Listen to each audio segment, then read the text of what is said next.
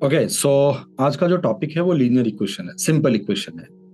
Linear equation कोई दूसरा नाम सिंपल इक्वेशन है। इसका क्या मतलब होता है? इसका सिंपल सा मतलब है कि जो आपका वेरिएबल पार्ट है, वेरिएबल वेरिएबल उसका पावर या जिसको आप डिग्री भी बोलते हो, डिग्री वो 1 होना चाहिए। न्यूमेरिकल वैल्यू 1, डिग्री 1 होना चाहिए। आप याद करो अपने स्कूल वाले दिन जहां पर हम लोग इसको ग्राफिकली रिप्रेजेंट करते थे, स्ट्रेट लाइन ग्राफ के ऊपर। अगर आपको याद हो, एक्स और वाई एक्सिस ड्रॉ करके दो पॉइंट्स बनाते, फिर उसको ज्वाइन करके, है ना, आप इसका ग्राफ बनाते हो। तो ये वही लीनियर इक्वेशन वाला पार्ट है। इस टॉपिक की कुछ टर्मिनोलॉजी की मैं पहले बात कर लूं, और वो क्या सब मुझे यूज करना है वो मैंने सारे यहाँ पे पॉइंट वाइज लिख रखा है। पहली बात तो लीनियर इक्वेशन किसको बोलते हैं, नाउ वी नो दैट। फिर इसके टाइप्स कितने कवर करने हैं, तो 1 वेरिएबल, 2 वेरिएबल और 3 वेरिएबल्स। ठीक है, तो पहले मैं, और उसके बाद जो थर्ड वाला पॉइंट है कंसिस्टेंट और इनकंसिस्टेंट इक्वेशंस, मैं पहले चाहता हूं कि इन तीन पार्ट को मैं पहले कवर करूं, इन तीन पॉइंट्स को। So as far as the linear equation is concerned, we all know that linear equation and simple equations are same thing, and their degree, the power of the variables is only 1. ठीक है, अब मैं आपको पहले तीन examples लिख के दिखाता हूं कि 1 वेरिएबल, 2 वेरिएबल और 3 वेरिएबल का एग्जांपल क्या है। तो अगर मैं 1 वेरिएबल की बात करूं, जैसे मैं बोलता हूं 2x + 1 = 3, ये लीनियर इक्वेशन 1 वेरिएबल वाला एग्जांपल है।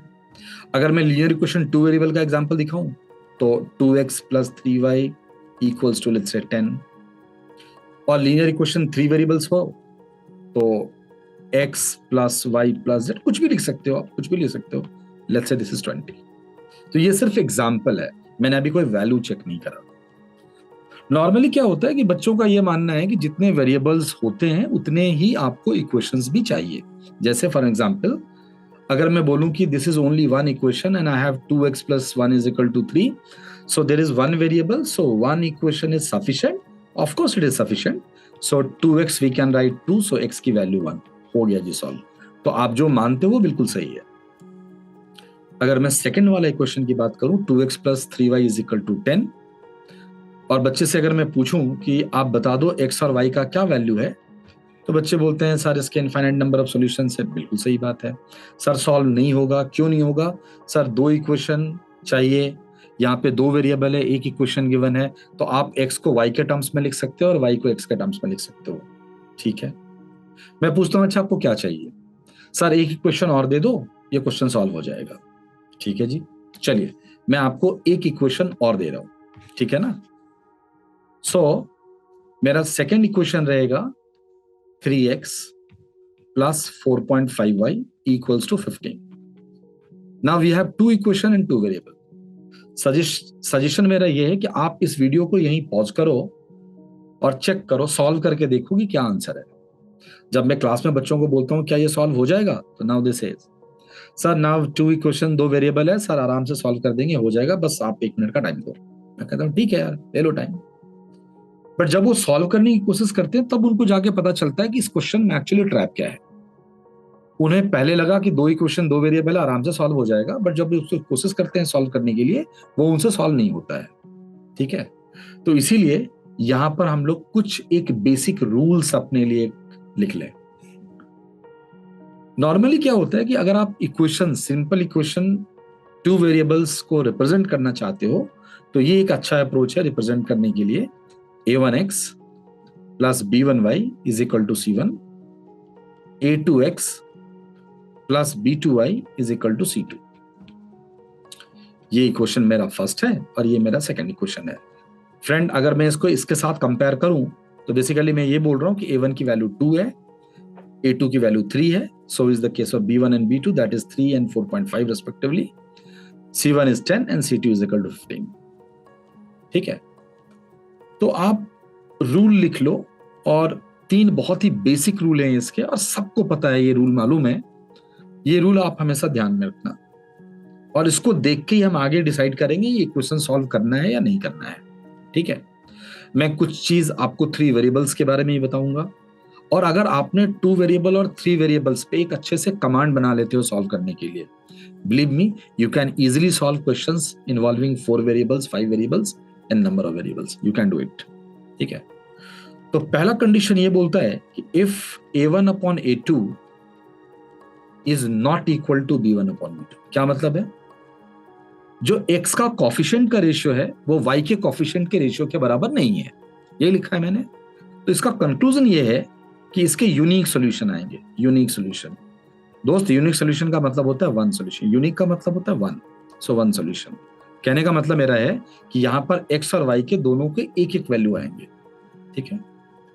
सेकेंड केस ये होगा कि अगर ये तीनों बराबर हो जाए, a1/a2 equals to b1/b2 and that is equal to c1/c2।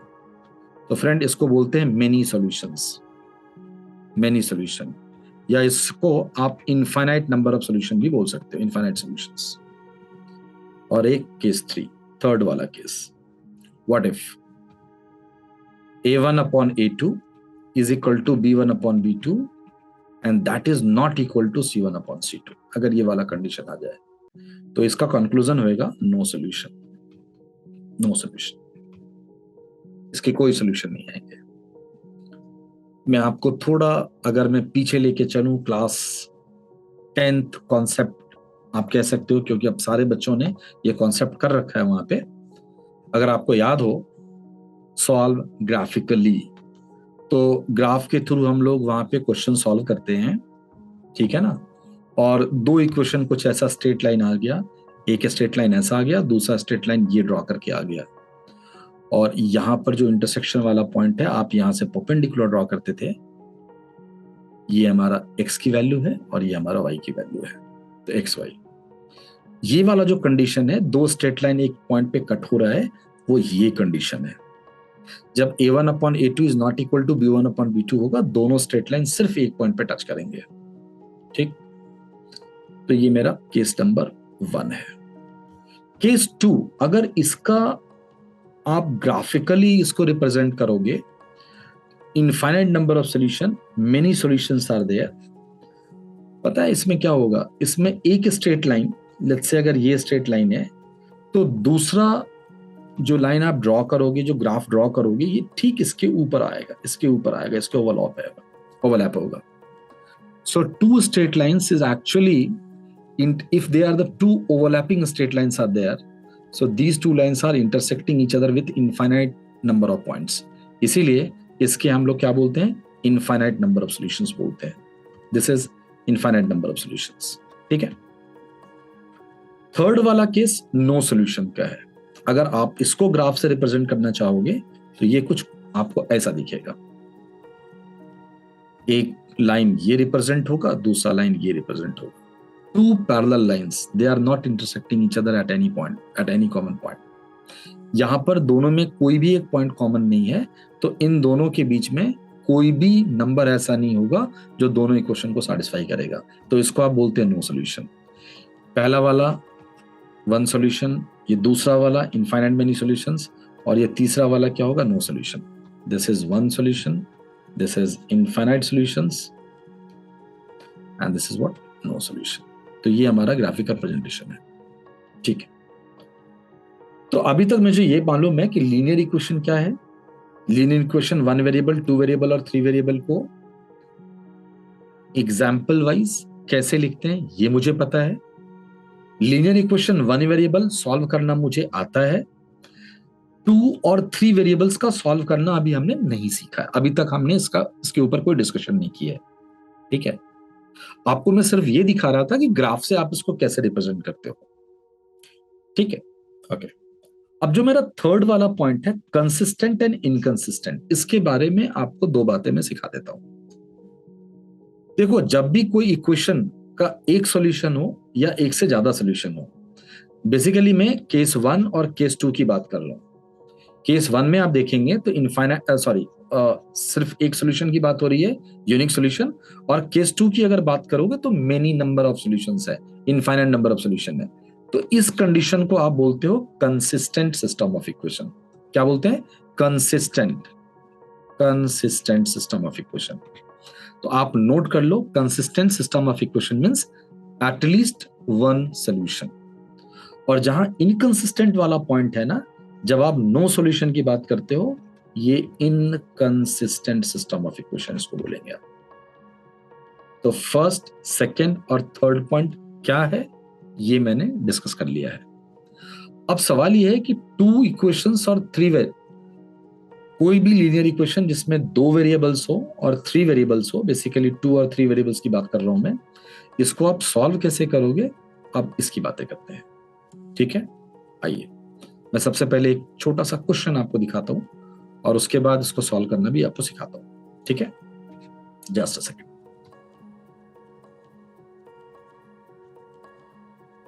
आ जाओ, ये हमारा पहला क्वेश्चन है। क्या क्वेश्चन है? सॉल्व का मतलब क्या है? यहाँ पे आपने फाइंड आउट करना है किसकी वैल्यू, एक्स की वैल्यू और वाई की वैल्यू फाइंड आउट करनी है। ठीक, तो नॉर्मली क्या करते हैं बच्चे कि या तो एलिमिनेशन अप्रोच से सॉल्व करते हैं या फिर सब्स्टिट्यूशन मेथड से सॉल्व करते हैं इसको। मैं ऐसे क्वेश्चन में इन दोनों अप्रोच को बोलता हूं, आप इसको यूज मत करो। ठीक है, अच्छा यूज करना अगर होगा तो कैसे यूज करोगे, पहले जरा वो सुन लो आप। मैं क्यों मना कर रहा हूं वो देखिए आप। इस कंडीशन में क्या लिखेंगे, 20 upon x plus 2y minus 11 upon 3x plus 4y is equal to 3। और दूसरा इक्वेशन है 5/2 times of x plus 2y plus 33 upon 3x plus 4y is equal to 7/2। तो इस क्वेश्चन के लिए आपने क्या करना है, let 1 upon x plus 2y equals to a ले लो, आप कुछ दूसरा वेरिएबल लेट कर लो, and 1 upon 3x plus 4y equals to आप b सपोज कर लो। तो अब जो ये दोनों इक्वेशन दिख रहा है वो मुझे कुछ ऐसा दिखेगा, this is what 20a minus 11b that is 3। ये आपका पहला इक्वेशन दिखेगा इस टाइप से।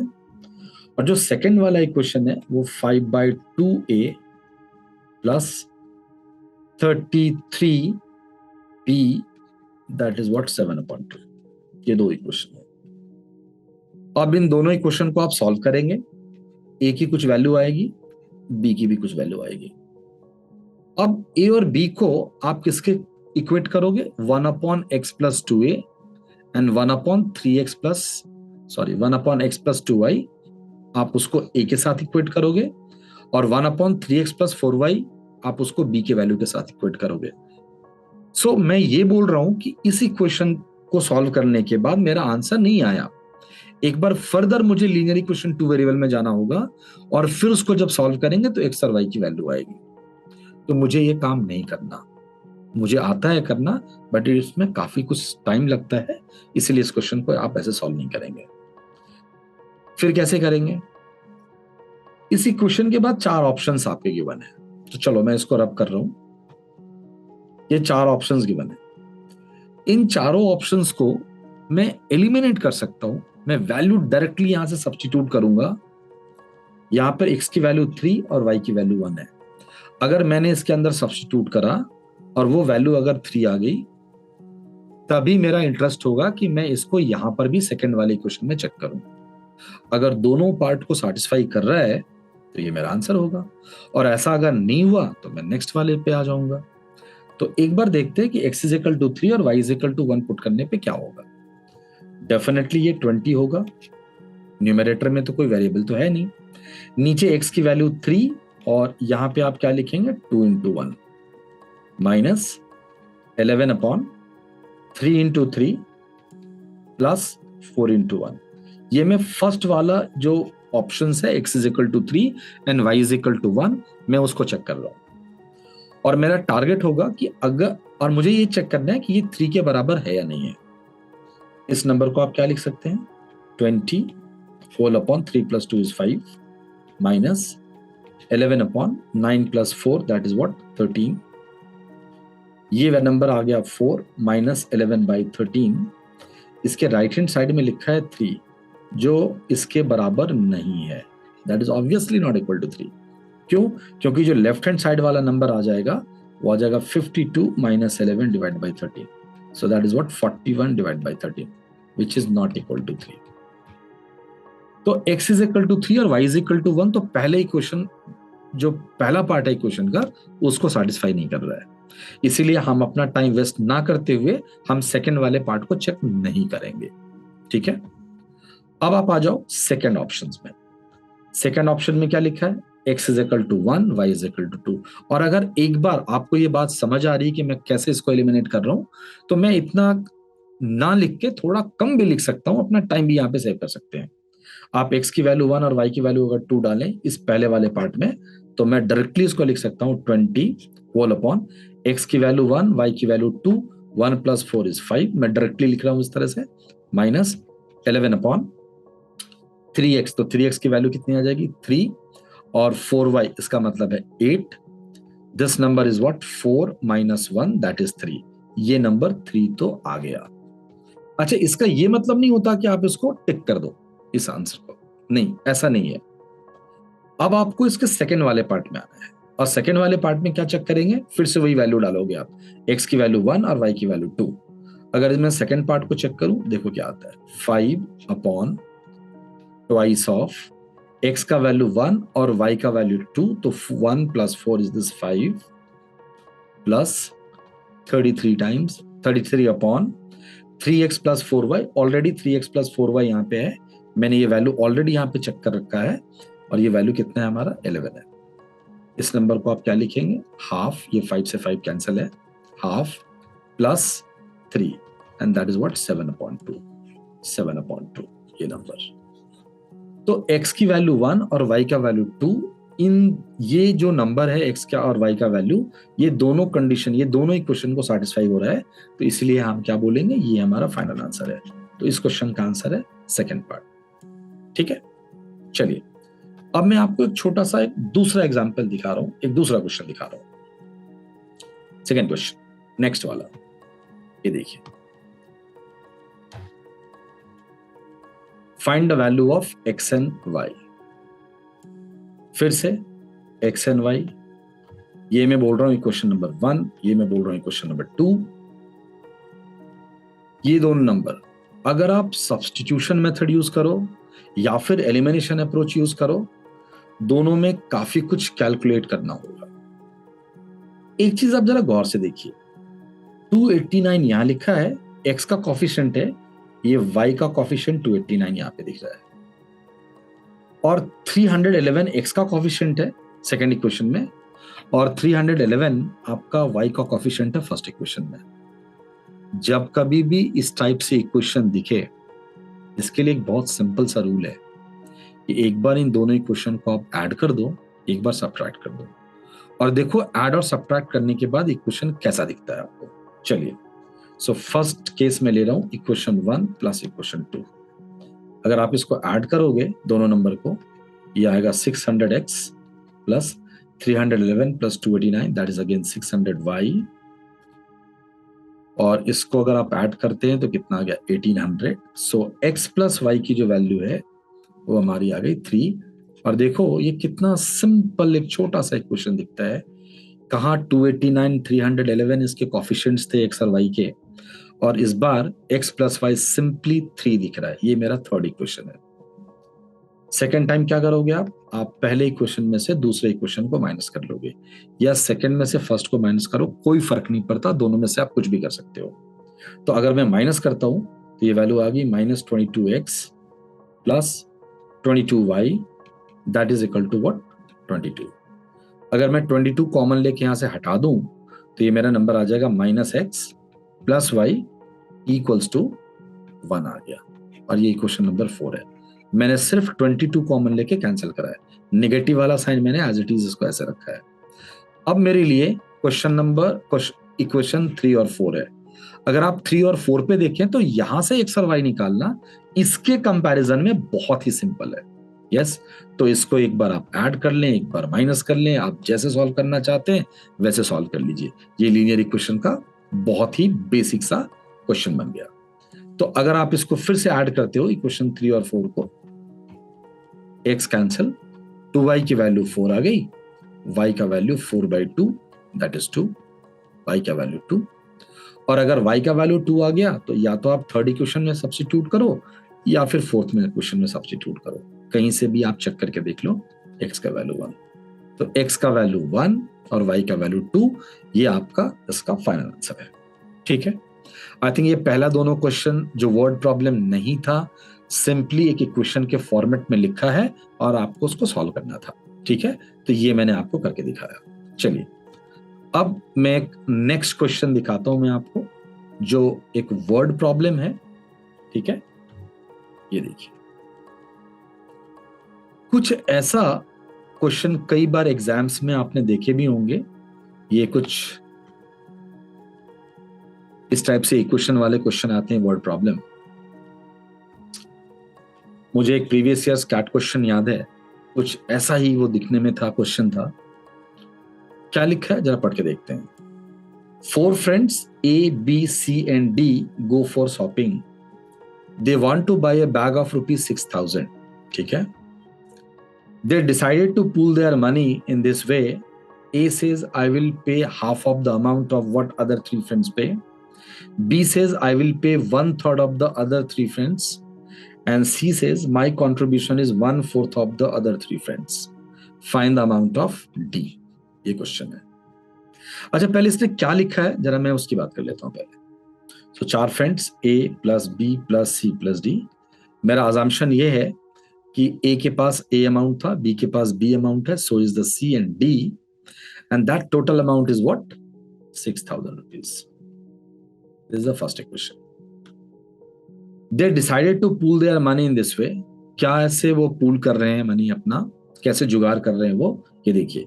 A says I will pay half of the amount of other 3 friends pay. तो A ने क्या बोला कि मैं बाकी 3 फ्रेंड्स के अमाउंट का हाफ पे करूंगा, तो B plus C plus D divide by 2। ठीक है,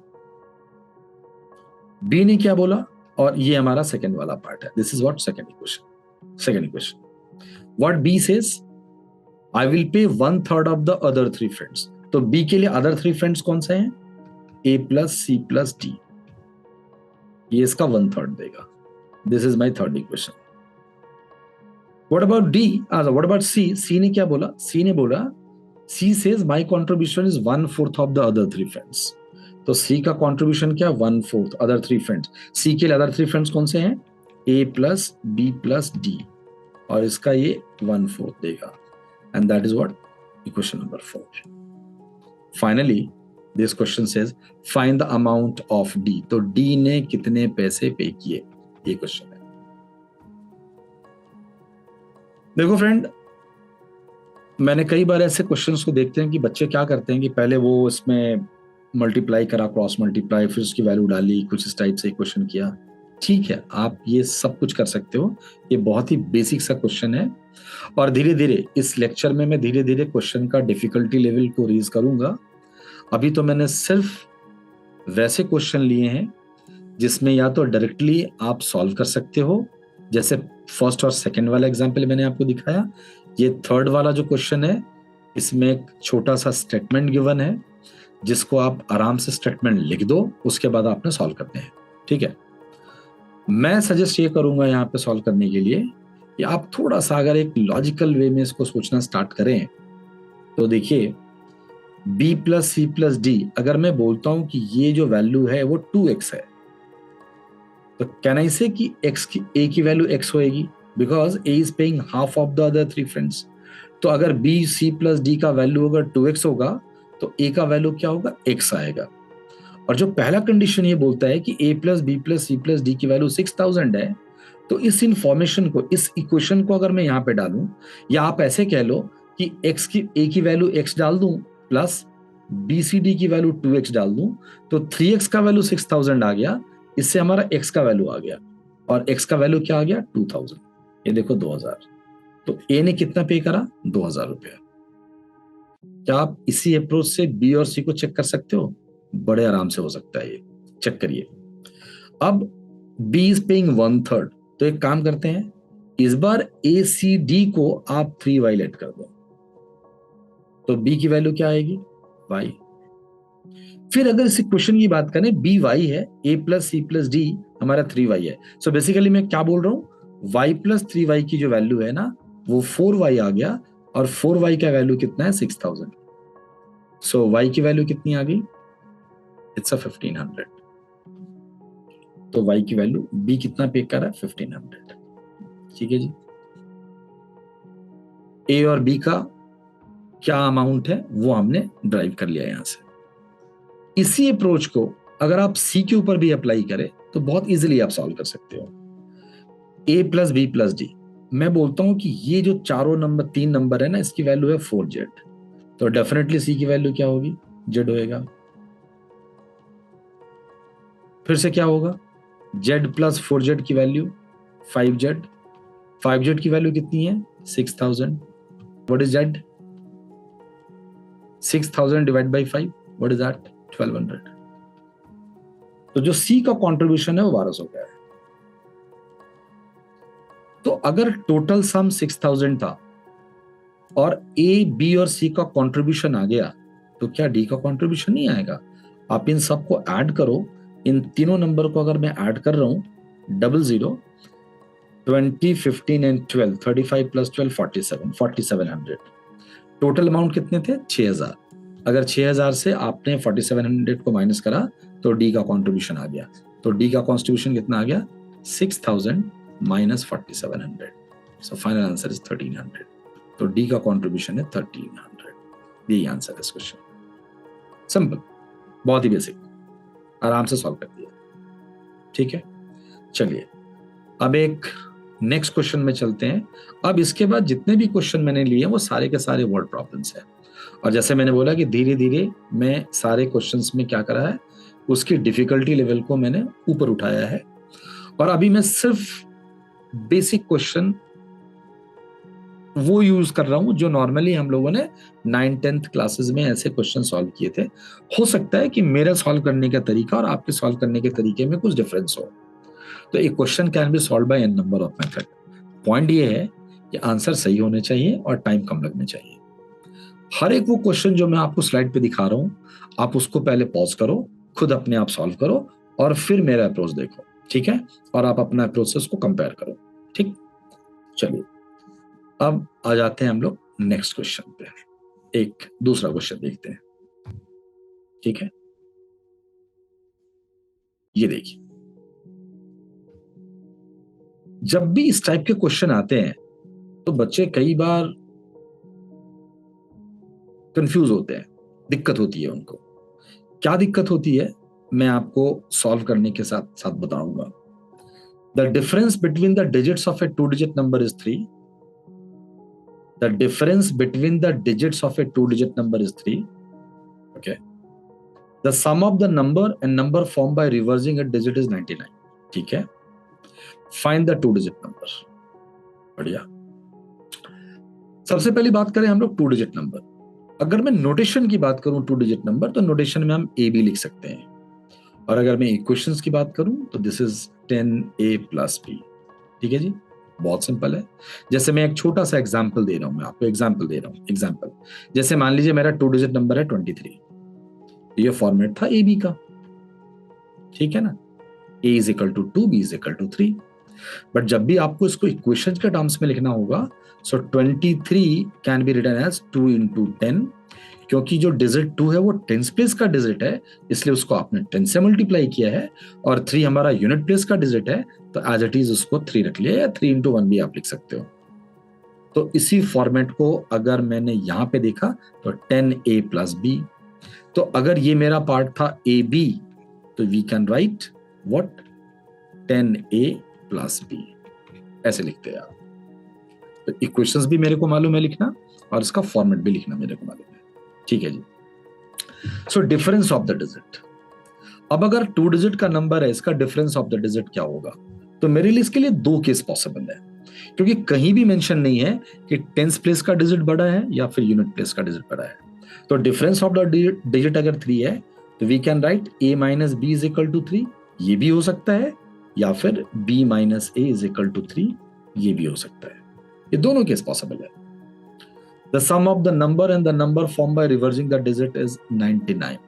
Sum of the number, इस बार आपको इक्वेशन लिखना होगा। Sum of the number, अगर मैं नोटेशन के टर्म्स में लिखूं पहले, तो क्या बोल रहा है, a b plus b A, that is what 99। ये नोटेशन के फॉर्म में है। अब अगर आप इक्वेशन में कन्वर्ट करोगे, so definitely 10a plus B plus 10b plus a, that is equal to 99। So 11 times A plus 11 times B, that is what? 99. So definitely A plus B is equal to 9. ये part आ गया। अब आप देखें कि इस condition में या तो इक्वेशन मेरा ये हो सकता है या फिर ये हो सकता है, और ये मेरा फर्स्ट इक्वेशन है, दोनों में से कोई एक केस, और ये हमारा सेकंड इक्वेशन है। तो इसके actually two sets of equations बन रहे हैं। तो मैं इसको क्या लिख सकता हूं? Either I would write a minus B is equal to 3, a plus B is equal to 9। एक तो ये सेट पॉसिबल है। दूसरा set b minus a is equal to 3 and a plus b is equal to 9, दूसरा set ये possible है। अक्सर बच्चे क्या करते हैं, ये वाला तो लिख लेते हैं, वो ये वाला a minus B is equal to 3, but वो b minus a is equal to 3 लिखना भूल जाते हैं। और जब ऑप्शंस होता है, देखो यार, जब आप इसको सॉल्व करोगे, इसको आप ऐड कर दो, बहुत सिंपल है। तो 2a की वैल्यू 12 आए, a का वैल्यू 6 है। अगर a की वैल्यू 6 है तो b का वैल्यू 3 आएगा। इस कंडीशन में जो नंबर आ गया वो 63 है।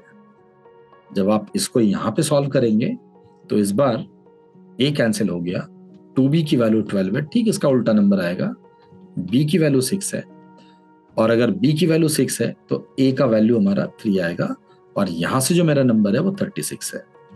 अब आप इन दोनों कंडीशन में से किसी को भी चेक करके देख लो, ये आपको दोनों नंबर सही दिखेंगे। The difference between the digits of A 2 digit number, यहां पर भी 3 था, यहां पर भी 3 है। Sum of the number and number form by reversing the digit 99। आप 63 में 36 ऐड करो या फिर 36 में 63 ऐड करो, दोनों कंडीशन में आपको 99 है। फाइंड द 2 डिजिट नंबर, तो 2 डिजिट का नंबर क्या होगा? आंसर 36 और 63। बच्चे यहाँ पे गड़बड़ करते हैं, वो सिर्फ एक ही आंसर बोलते हैं, या तो पहला वाला केस लेके सॉल्व करते हैं या फिर दूसरे वाला केस को लेके सॉल्व करते हैं। ये गलती नहीं करना है, ठीक है। चलिए अब हम लोग आ रहे हैं नेक्स्ट क्वेश्चन पे। अभी देखते हैं कि नेक्स्ट क्वेश्चन में क्या पूछ रहा है, ठीक है। आ जाइए नेक्स्ट क्वेश्चन। ये एक 3 डिजिट नंबर वाला क्वेश्चन है। जिस तरीके से मैं 2 डिजिट नंबर लिख सकता हूं, एग्जैक्टली मैं 3 डिजिट नंबर भी वैसा ही लिख सकता हूं, ठीक है। आओ, the sum of the digits of a 3 digit number is 8। 3 digit number, अगर मुझे नोटेशन लिखना है तो दिस इज 3 डिजिट नंबर। अगर मुझे इक्वेशन में लिखना होगा 100a plus 10b plus c, we all know c is the digit at unit place, that is why c only, c into 1. b is the digit at tens place, so it's a 10b, and a is the digit at the hundreds place, that is why it is written as 100a. when 90, अच्छा इसमें क्या लिखा है कि इसके जो digits हैं 3 digit number का, उसका सम 8 है। तो मेरा पहला कंडीशन ये होगा a plus b plus c is equal to 8, और ये मेरा फर्स्ट इक्वेशन है as per the given condition. When 99 is subtracted from it, the resulting number is also a 3 digit number by reversing its digits. ये चीज बड़े आराम से और ध्यान से पढ़िए, आप क्या लिखा है। 99 जब आप सब्ट्रैक्ट करते हो नंबर में से, resulting number formed also a 3 digit number. मतलब 3 डिजिट नंबर तो हो रहा है, वो कैसे बन रहा है? By reversing it's digits. अगर ए बी सी में से 99 अगर आप माइनस कर दोगे, when 99 is subtracted, the resulting number is also a 3 digit number by reversing its digits. तो CBA, this is a 3 digit number. Friend, इस कंडीशन से, चूंकि ये भी एक 3 डिजिट का नंबर है, इससे बहुत ऑब्वियस है, बहुत क्लियर है कि C की वैल्यू 0 नहीं आ सकता है। अगर C की वैल्यू 0 हो गया तो ये फिर 3 डिजिट का नंबर नहीं रहेगा, it will become a 2 digit number, जो क्वेश्चन मना कर रहा है। इस बात को ध्यान रखना है। इस स्टेटमेंट से मुझे एक चीज समझ आ गई कि सी का वैल्यू 0 नहीं हो सकता। कहता है what is the least value of the number, इस नंबर का सबसे छोटा वैल्यू क्या होगा, ठीक है। देखते हैं यार, इसको आप इक्वेशन के फॉर्म में लिखो पहले, A B C. So can I write, पहले तो आप ऐसे लिखें A B C minus C B A, that is what 99, ठीक है। ABC 100A plus 10B plus C minus it's 100C plus 10B plus A, and that is what 99. अगर आप bracket open करोगे, सो 100A plus 10B plus C minus, it's 100C minus 10B minus A, and that is what 99. So 10B and 10B cancel हो गया. 99 times A minus C, that is how much? 99. So A minus C is equal to 1. ये हमारा एक condition आ गया, A minus C. तो जो second वाला part है हमारा वो आ गया A minus C is equal to 1. And this is my second equation. अभी क्या है कि what is the least value of the number, और लीस्ट वैल्यू हो या मैक्सिमम वैल्यू हो या how many such numbers are possible, कुछ भी अगर क्वेश्चन होता है तो हमारे दिमाग में सबसे पहले ये आ रहा है कि यार यहाँ पे A B C 3 वेरिएबल्स है और हमारे पास सिर्फ 2 इक्वेशन आ रहा है, बाकी कुछ भी नहीं है. आप एक बात भूल रहे हो कि A B C क्या है, डिजिट्स है, और हमें मालूम है कि A B और C ये कुछ भी इसकी जो वैल्यू होगी डिजिट्स का वो 0 से लेके 0 1 2 3 टिल 9. हाँ, वो बात बिल्कुल अलग है कि C की वैल्यू 0 नहीं हो सकता है, ये हम लोगों ने यहां से कंक्लूड कर रखा है.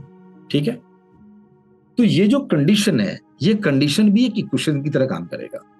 ये भी आपको एक थर्ड इक्वेशन के जो थर्ड इक्वेशन का वैक्यूम दिख रहा है आपको कि तीसरा इक्वेशन नहीं है, तो हम 3 वेरिएबल कैसे चेक करेंगे, वो वहां से कुछ ना कुछ हमें ऐसी हेल्प मिलेगी जिससे हम इसको बड़े इजिली ड्राइव कर सकते हैं. आओ, A plus B plus C is equal to 8, A minus C. तो मैं 3 फॉर्मेट, पहले जो कंडीशन था A B and C, since C minus A is equal to 1 given है और C की वैल्यू 0 नहीं हो सकता, इसीलिए A minus C is equal to 1 लाने के लिए C का जो मिनिमम वैल्यू रहेगा, जो C का, अच्छा इसमें आप देखो यार, what is the least value of the number लिखा है. अब इसका लीस्ट वैल्यू निकालने के लिए क्या करना होगा, लीस्ट वैल्यू निकालने के लिए, नंबर निकालने के लिए, नंबर तो मेरा ABC है, दिस इज द नंबर, है ना. तो इसका लीस्ट वैल्यू निकालने के लिए क्या है ना कि A की वैल्यू मिनिमम रखनी पड़ेगी, मिनिमम A की वैल्यू, क्योंकि अगर 100 प्लेस का डिजिट मिनिमम होगा तो वो वैल्यू जो 3 डिजिट का नंबर होगा वो सबसे छोटा रहेगा मिनिमम वैल्यू होने पे. तो A माइनस C, आप C की वैल्यू 0 ले नहीं सकते, तो इसका क्या मतलब है कि A का वैल्यू हमने क्या रखना है, 2 रखना है. और अगर A का वैल्यू 2 है तो डेफिनेटली C का वैल्यू 1 होगा, क्योंकि A minus C is equal to 1. आप 0 इसलिए नहीं रख सकते क्योंकि फिर ये कंडीशन वायलेट हो जाएगा. ठीक है, अब इन तीनों डिजिट का जो सम है वो 8 गिवन है क्वेश्चन में, तो 2 प्लस 1 दैट इज 3. तो B का ऑफ कोर्स B की जो वैल्यू होगी वो 5 होगा. तो जो सबसे छोटा नंबर आ रहा है मेरे पास वो आ रहा है 251.